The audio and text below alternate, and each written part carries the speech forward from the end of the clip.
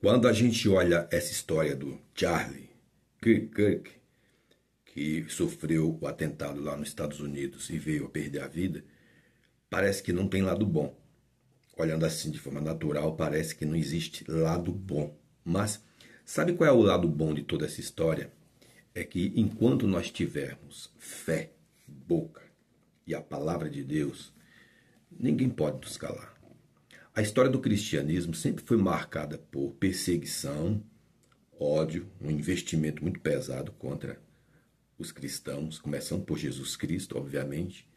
Mas quando a gente olha num contexto, olhando com os olhos da fé, a gente percebe que Deus sempre esteve presente. Deus sempre guardou, sempre consolou aqueles. E claro que nós não sabemos todos, tem situações que a gente percebe que há um dano, a gente percebe que há um prejuízo aparente.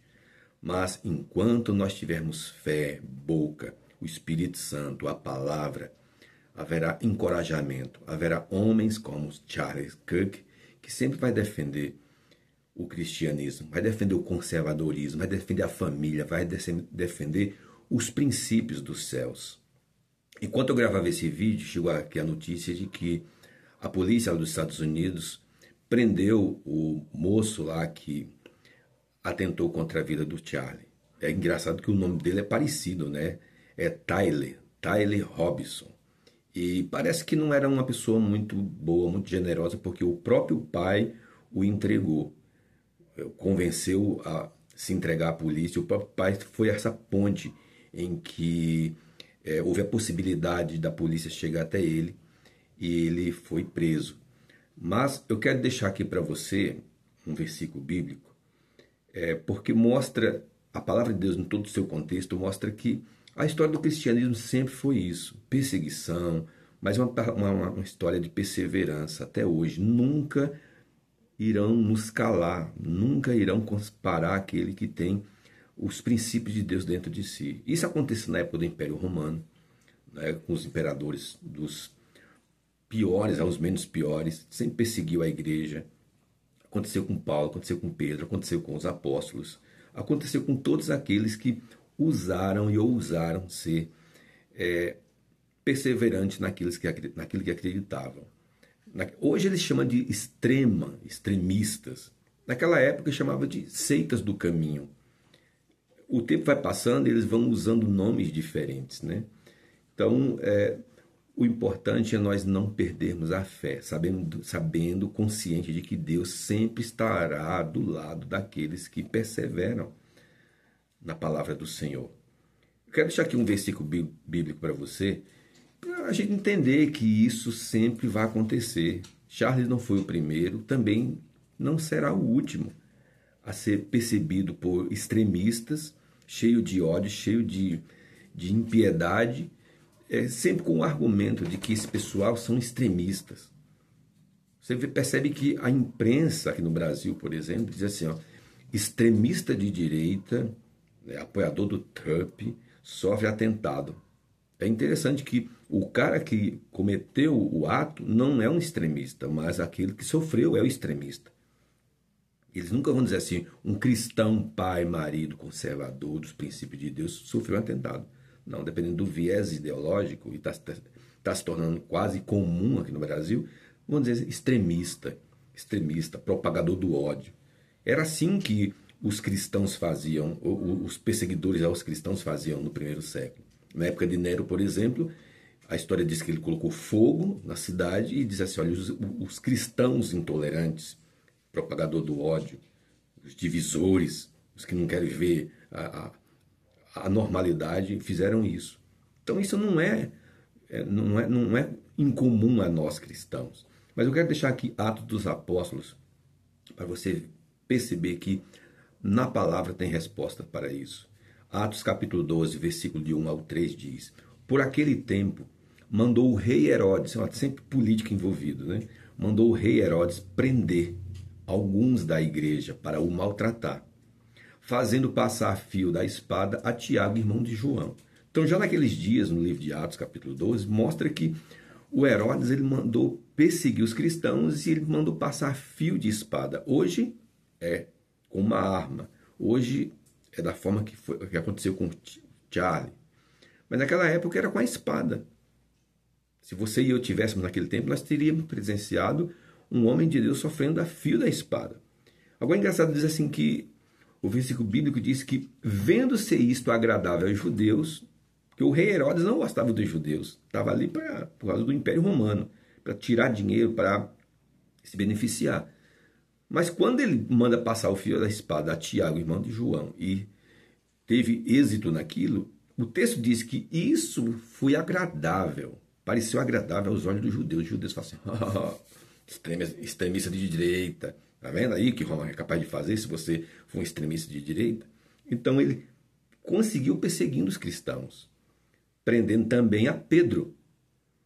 E eram os dias dos pães asmos.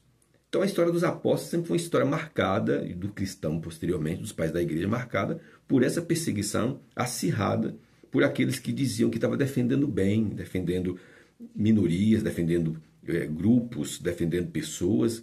Mas como é que eu defendo algo e não estou disposto ao diálogo, compreender o lado do outro, a posição do outro, e invisto com violência? Então isso não é. Só parece que está defendendo algo. Mas, na verdade, esse é o verdadeiro extremista. Se à época existisse a imprensa, ia mostrar que os cristãos eram os extremistas e Herodes estava apenas tentando colocar ordem na coisa. Agora, veja o que diz aqui, 1 Reis, capítulo 19, versículo 14, ainda na época do homem de Deus, do profeta Elias. Diz que respondeu ele. Elias é perseguido, ele é perseguido pela Jezabel, e chega um momento que ele deseja a própria morte. Então Deus trata com ele, conversa com ele, e ele respondeu: tenho sido em extremo zeloso pelo Senhor dos exércitos, porque os filhos de Israel deixaram a tua aliança, derribaram os teus altares e mataram os teus profetas à espada. Então ele está dizendo assim, Deus, por causa dessa desobediência aos filhos de Israel, e eu estou mostrando que eles estão errados, então, por causa disso, veio perseguição, derrubaram os altares, mataram os profetas, aqueles que perseguem o teu povo, e eu fiquei só, e procuram tirar minha vida. Então o profeta Elias chega para Deus e fala assim, Senhor, está tudo errado, o povo está em desobediência, investiram contra ele, contra o teu povo, e eu estou sozinho nessa. Elias pensava que Deus ia deixar um projeto tão grande, tão grandioso, nas mãos de uma única pessoa. Agora, olha o que diz o versículo 18. Deus respondendo a Elias, diz assim, também conservei em Israel 7.000, todos os joelhos que não se dobraram a Baal, e toda boca que não o beijou. Então Deus, em resposta a Elias, diz assim, Elias, fica tranquilo, meu filho. Perseguiram você, você acha que está sozinho, mas você não está sozinho. Tem um projeto muito grande que eu ainda tenho, em muitos lugares, pessoas que estão do meu lado, embora você não as conheça, mas elas não me abandonaram. E eu posso contar com elas. Quero contar com você também, mas posso contar com essas pessoas. Então Deus chega para Elias e diz assim, conservei 7.000. Olha, para quem acreditava que estava sozinho, saber que tem mais 7.000 do seu lado, isso é um bálsamo no seu coração. Então tem mais 7.000 que não se dobraram diante de Baal, nem o beijou. Então na aplicação nós podemos entender, sempre haverá pessoas que estão do lado de Deus. Embora a gente pareça muitas vezes que está gritando sozinho, que está defendendo uma causa sozinho, Deus nos 5 continentes da Terra tem muita gente que ainda vai defender os princípios dele. Sempre haverá um Charles Kirk. Sempre, sempre. Sempre haverá um Charles para defender o reino de Deus, a família, o que é santo e denunciar a injustiça e o erro. Muitas vezes você pode pensar assim, eu acho que eu estou sozinho nessa. Às vezes eu defendo coisas, pode ser na sua comunidade local, pode ser no que você compartilha com seus amigos, com a sua família. Parece que às vezes a gente está gritando no deserto sozinho, como João Batista, né? Parece que só eu estou defendendo o que é ético, o que é santo, o que é correto. E Deus está dizendo para você e para mim, não, filho. Embora você não conheça muita gente que conserve, guarde os princípios que estão no teu coração, mas eu ainda tenho muita gente. Ainda haverá muito Charles Charlie para defender o que é santo e da parte de Deus. Ainda haverá, irmãos. O importante é nós não perdermos a fé, porque a palavra de Deus diz que o justo viverá por sua fé. Um abraço, fique com Deus e até o próximo vídeo.